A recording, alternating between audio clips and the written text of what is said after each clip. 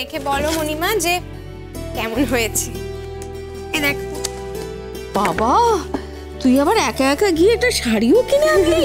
কেমন হয়েছে? খুব সুন্দর। টাকা পেলি কোথায় রে? আসলে জেঠুন আমাকে যে হাত খরচাটা দেয় না, সেটা তো আমার জমতেই থাকে, আমি তো খরচা করি না। তো তাই আমি ভাবলাম সেটা জমিয়ে কি করব, বরং একটা শাড়ি কিনে নিই। আর তাই আজকে একা বেরিয়ে শাড়িটা কিনেও এনেছি। বলছি, আমি না এই শাড়িটা মেঘলাকে দিতে চাই। শাড়িটা কিন্তু খুব সুন্দর হয়েছে। আর ভাবছি এর সাথে না একটু মিষ্টি আর একটা ফ্লাওয়ার বুকে নিয়ে যাব। ঠিক আছে? ঠিক আছে, তাহলে বরং আমি একটা বেরিয়ে কানের দুলি কিনে আনি। এটা আবার কেমন কথা হলো? আমার দেওয়া আর তোমার দেওয়া আলাদা নাকি? আলাদাই তো। তুই গিয়ে একা একা ছুটে একটা শাড়ি কিনে আনলি, আর আমি একটা দুল কিনে আনবো না? এর জন্য রাগ করো না। রাগ কেন করছো? বাবা, আমি রাগ করিনি, মজা করে বলছি। তুই তো ভালোই করেছিস, একটা শাড়ি কিনেছিস, এবার আমি একটা দুল কিনে আনি। এক জেঠুনের এত ক্লোজ বন্ধু, এই জেঠুনের সম্মানটা বাড়বে, জেঠুনের ভালো লাগবে, এই আর কি। আচ্ছা ঠিক আছে, তোমার যেমন ইচ্ছা তুমি তেমন গিফট দিও ওকে। বলছি মণিমা, আমি তোমাকে একটা কথা বলবো, যদি তুমি রাগ না করো। কি কথা বল? আমার একটা ইচ্ছের কথা। আরে কি ইচ্ছে বল না। বলছিলাম কি, ওই তুমি আমারই একটা দুল দাও না মেঘলাকে। আমি তো ওগুলো আর ইউজও করি না এখন।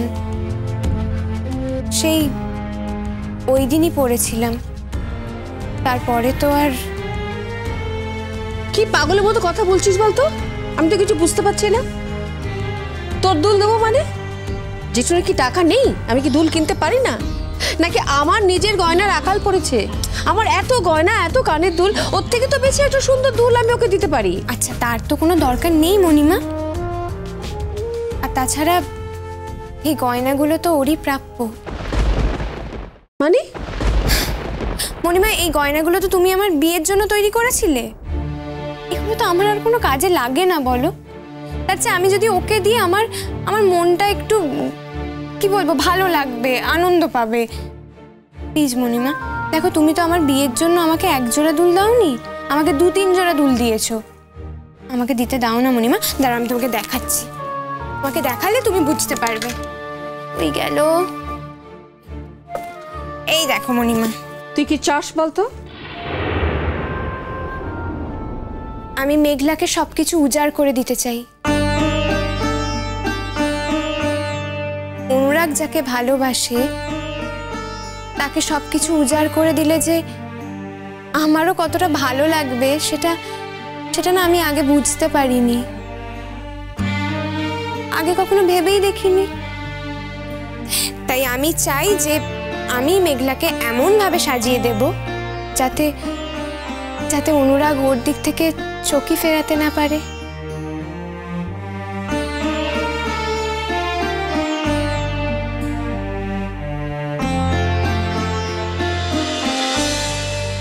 তোর বড় কষ্ট, তাই না রে মা?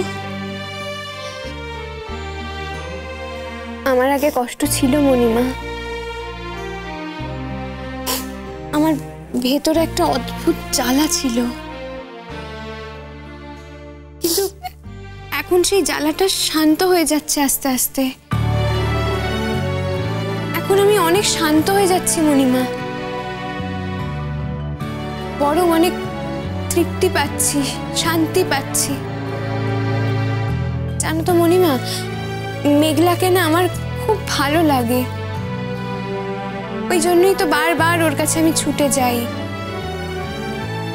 আর ও কোনো দ্বিধা না রেখে ওর কাছে আমাকে টেনে নিয়েছে। তাই ওই বাড়ির কে কি ভাবলো তাতে আমি কিছু মনে করি না, আমার কিছু মনেই থাকে না। মেঘলা যদি অসুস্থ হয়, আমি বারবার ওকে দেখতে যাব। ইভেন ওর আনন্দের সময়ও আমি ওর কাছে গিয়ে দাঁড়াতে চাই, ওর পাশে দাঁড়াতে চাই। কিন্তু কখনো ভেবে দেখেছিস এতে মেঘলার ভালো লাগে কিনা? মেঘলার ভালো লাগে মণিমা, আমি জানি মেঘলার ভালো লাগে। আমি যদি বুঝতে পারতাম যে মেঘলার ভালো লাগে না, তাহলে আমি কোনো দিনও ওর মুখের সামনে গিয়ে দাঁড়াতাম না। কি জানো তো মণিমা, ও তো দেখতে পায় যে আজকাল আমি অনুরাগের দিকে তাকাই না, অনুরাগের কথার উত্তরই দিই না। তারপরে তো ওর ভয় পাওয়ার, খারাপ লাগার কোনো কারণ নেই বলো। আর ও এটাও খুব ভালো করে বুঝতে পারে যে এখন আমি ওই বাড়িতে শুধুমাত্র ওর জন্যেই যাই, অনুরাগের জন্য। তাহলে কালকে যাওয়া হচ্ছে, তাই তো? তোমার সঙ্গে আমি, কিংবা আমার সঙ্গে তুমি।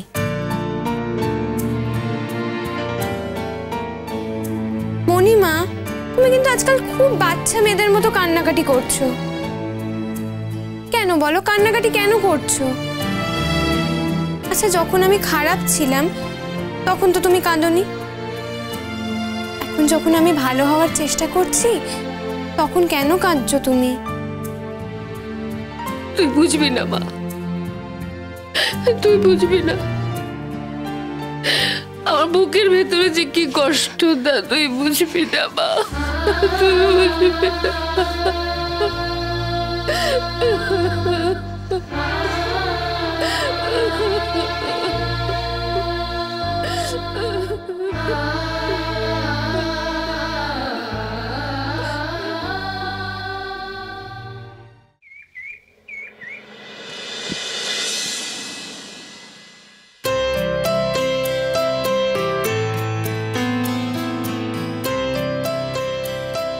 নমস্কার। নমস্কার, আসুন আসুন আসুন। সাবধানে নাম।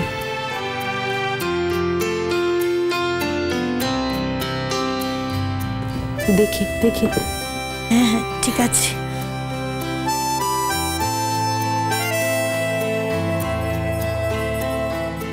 কাম্মা, আরে দেখো। ও মা গো, দেখো দিদি ভাই কি সুন্দর লাগছে।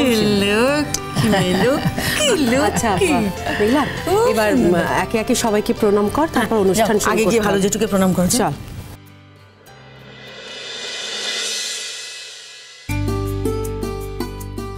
দাঁড়া মা, দাঁড়া। কি রে, এখানে এত গুরুজন আছে, সবাইকে এরকম নিচু হয়ে প্রণাম করবি নাকি? অসম্ভব, কিছু করতে হবে না এসব। দাদা, তাও আজ আপনি ওকে একবার প্রাণ ভরে আশীর্বাদ করুন, যাতে সব কিছু সুন্দরভাবে হয়ে যায়। ও ভালো জেঠু, আজ আমায় প্রণাম করতে দাও না। আমি চাই তোমরা আমার মাথায় হাত রেখে আজ প্রাণ ভরে আশীর্বাদ করো।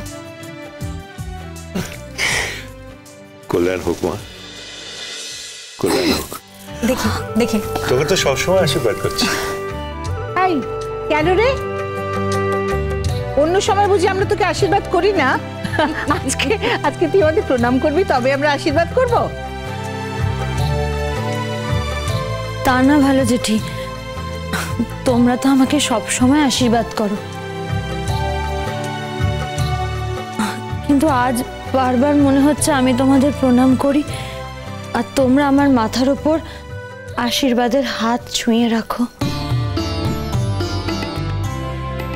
তোমার কি হয়েছে মেঘলা মা? মেঘলা, আমাকে একটা কথা বলো তো, তুমি খুব নার্ভাস ফিল করছো? তোমার বড় অনেক বড় ডাক্তার হতে পারে, কিন্তু এটা বলেছি কিনা জানি না, আমি ছোট ডাক্তার। আমি তোমাকে বলছি, শোনো, এই সময় একদম টেনশন করবে না। এই সময় টেনশন করা একদম উচিত নয়। তুই আনন্দ থাকো না দিব্যি, দেখবে সব ঠিক আছে। আমি তোমাকে বলছি, তুমি দেখবে আমাদের বাড়িতে একটা ফুটফুটে প্রিন্স বা প্রিন্সেস যা হোক, সে দেখবে শান্তিতে চলে এসছে। একদম টেনশন নয়। না না, আমি ভয় পাচ্ছি না তো। এই বলিস না তো, চোখ মুখ দেখি বোঝা যাচ্ছে দিনে দিনে একেবারে ভয় গুটিয়ে যাচ্ছে। আরে বাবা, ভয়ের কি আছে বলতো? অবশ্য প্রথমবার তো একটু ভয় হয়। ভীষণ, আমারও কিন্তু ভয় হয়েছিল জানিস তো, কিন্তু দেখবি আমার এক্সপিরিয়েন্স আছে তো, আমি তোকে বলছি কিচ্ছু ভয় নেই। আর তাছাড়া আমরা সবাই তো তোকে ঘিরে আছি সোনা, কিসের ভয় তোর?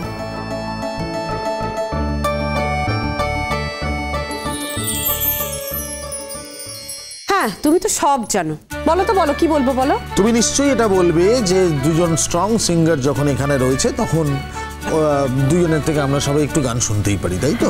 হ্যাঁ এইটা তো ঠিক কথা বলেছো মুম্বা, একদম তুমি খাঁটি কথা বলেছো। না মুম্বা, ইদানিং দেখছি তোমার না বুদ্ধি টুদ্ধি একটু বেড়েছে জানো।